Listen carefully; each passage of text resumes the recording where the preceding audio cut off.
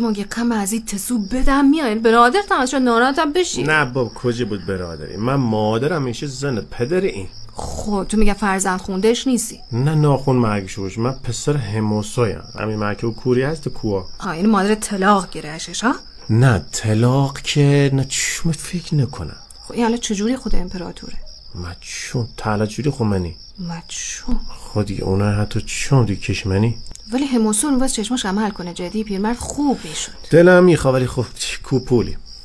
نه تو اومدی خودت ایرون نمک کردی الان هم یه پاکت نمکی چنده؟ ها به خدا من الان یه کافه تو چسان قدیم هنوز بود خیلی بهتره نمک بود.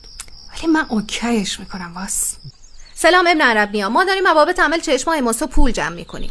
من چشم خودم خراب است، پول داشتم خرج خودم میکردم. چطوری زنبور کنتت؟ شمشیر خورده از سانش تو زنبور کن که. الان میگویین چه کنند؟